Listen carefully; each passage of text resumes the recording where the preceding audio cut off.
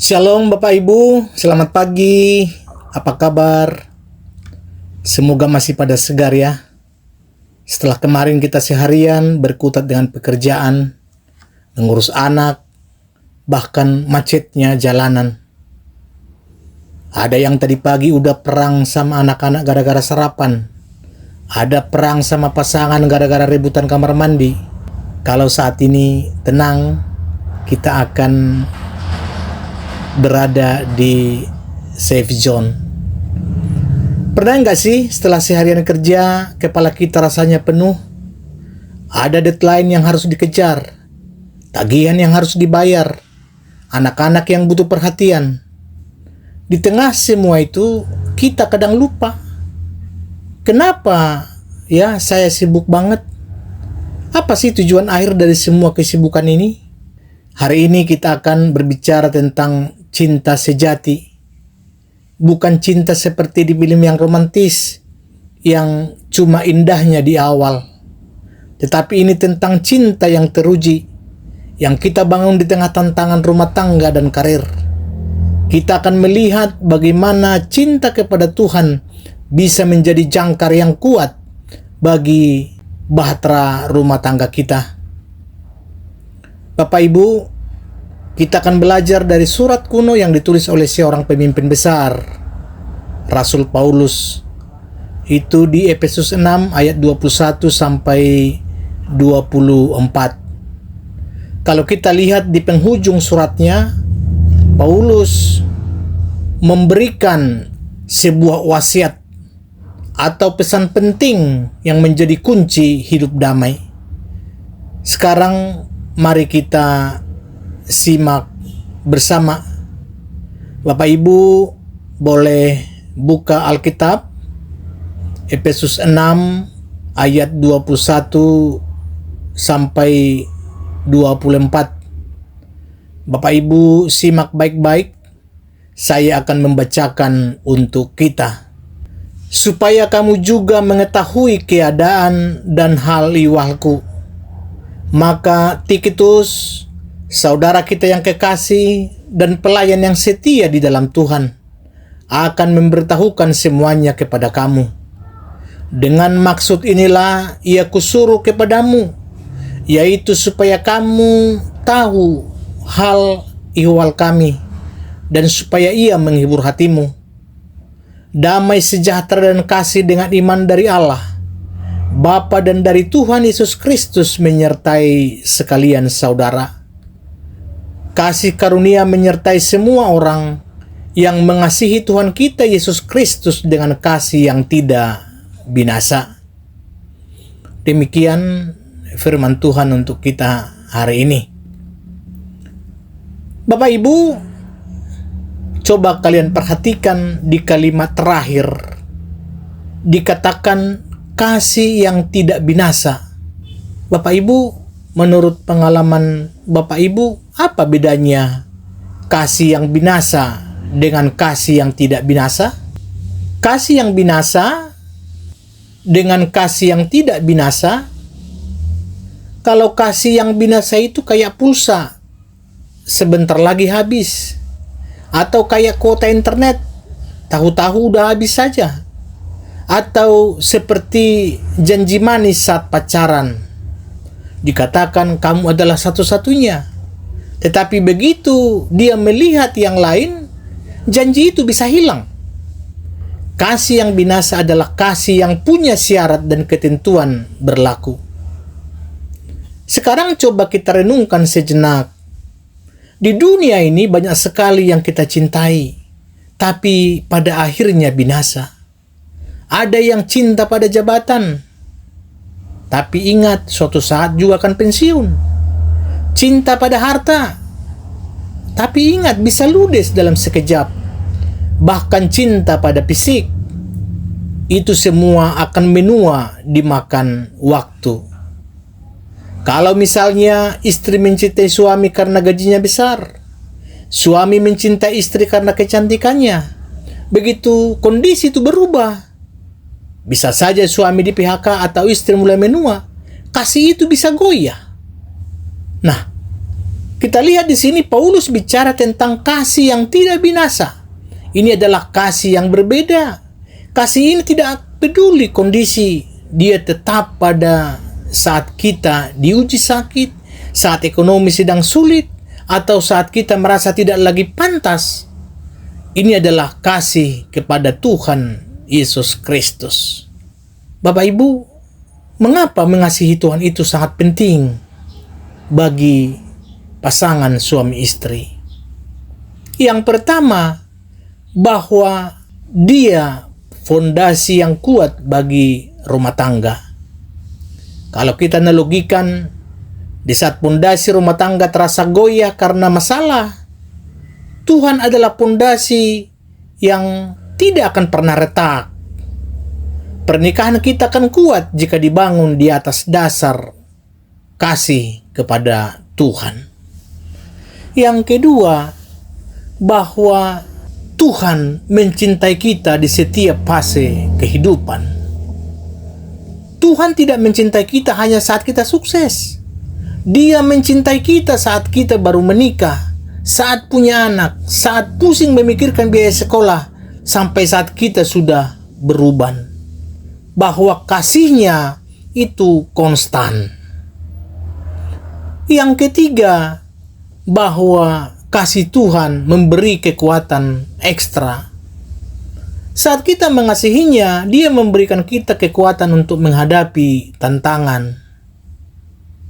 Bapak Ibu, merasa lelah jadi orang tua, merasa ingin menyerah di pekerjaan.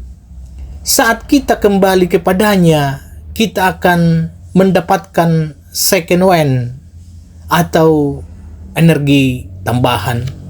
Bagaimana kita cara menguji kasih kita tidak binasa? Bapak Ibu, mari kita jujur pada diri sendiri. Apakah kasih kita kepada Tuhan hanya sebatas hari Minggu? Di hari kerja, dia seolah tidak ada dalam agenda kita. Kasih yang tidak binasa itu terlihat pada prioritas kita. Apakah waktu untuk firman dan doa menjadi prioritas tengah kesibukan?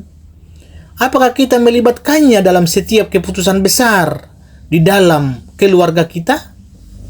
Sekarang kita masuk kepada bagian yang kedua, bagaimana hidup di jalan Tuhan itu menjadi kunci harmoni rumah tangga. Kalau kita tadi dari bacaan kita bahwa mengenal Tikhikus, dia adalah sang utusan yang setia. Paulus mengutus Tikhikus, seorang yang ia sebut saudara terkasih dan pelayan yang setia.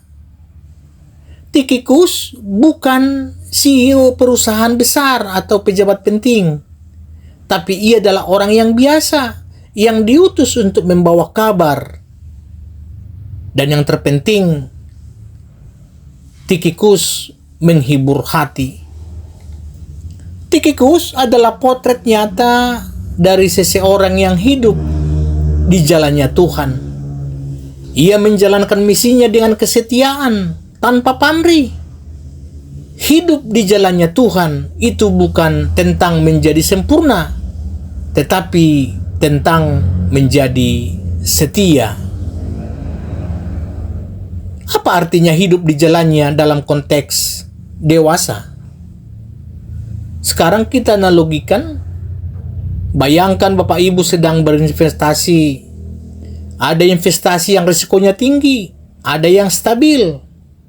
Bahwa hidup di jalannya Tuhan itu seperti memilih investasi jangka panjang yang pasti menguntungkan. Ini bukan tentang hidup yang tanpa masalah, tapi hidup yang memiliki arahan yang jelas dari Tuhan. Ini bukan tentang apa yang tidak boleh kulakukan, tetapi apa yang bisa kulakukan untuk kemuliaannya. Hidup di jalannya bukan berarti kita harus jadi biarawan atau biarawati. Itu berarti kita menjalani peran kita sebagai suami istri, ayah, ibu, dan profesional dengan cara yang memuliakan Tuhan. Sekarang mari kita lihat ada 3 kunci praktis untuk hidup di jalan Tuhan. Yang pertama, jadikan firman-Nya panduan harian. Di tengah hoax dan berita yang menyesatkan, firman Tuhan adalah satu-satunya kebenaran yang bisa kita pegang. Karena itu, sediakan waktu, meskipun 5 menit saja, untuk membaca firman-Nya di pagi hari. Jadikan itu menjadi kompas untuk mengambil keputusan hari itu. Yang kedua, bangun komunikasi dengan Tuhan. Komunikasi adalah kunci pernikahan yang sehat. Begitu juga dengan hubungan kita dengan Tuhan. Berdoa itu bukan cuma minta berkat, tapi berbagi pikiran dan perasaan, baik yang berat maupun yang ringan. Ajak pasangan Anda untuk berdoa bersama. Bapak Ibu bisa rasakan bedanya. Yang ketiga, jadilah Tikhikus di lingkungan Anda. Paulus mengutus Tikhikus untuk menghibur. Dimanapun kita berada, di kantor, di komunitas, di lingkungan perumahan, kita bisa menjadi Tikhikus. Jadi, mendengar yang baik untuk rekan kerja yang sedang stres. Berikan pujian tulus pada pasangan Anda, atau jadi teladan kesetiaan bagi anak-anak Anda. Ini adalah pelayanan yang nyata. Kadang-kadang hanya menjadi pendengar itu sangat dibutuhkan. Bapak Ibu, dari pesan kita di atas tadi, kuncinya ada 2. Yang pertama, mengasihi Tuhan dengan kasih yang tidak binasa, yaitu kasih yang tulus, tidak bersyarat, dan hidup di jalannya. Menjalani hidup dengan arahannya. Ketika kita melakukan ini, Paulus menjanjikan kita damai sejahtera dan kasih karunia. Ini adalah hadiah terindah bagi pernikahan dan keluarga. Amin. Mari kita berdoa. Tuhan Yesus, terima kasih atas waktu yang indah ini. Engkau sudah mengingatkan kami betapa pentingnya mengasihi-Mu sebagai pondasi hidup kami. Mampukan kami para suami dan istri untuk mencintai-Mu dengan kasih yang tidak binasa, sehingga kami bisa saling mengasihi dengan lebih baik. Berikan kami hikmat untuk melangkah di jalan-Mu dalam setiap peran kami. Curahkan damai sejahtera dan kasih karunia-Mu di atas setiap rumah tangga yang hadir pada saat ini. Dalam nama Tuhan Yesus kami berdoa. Amin.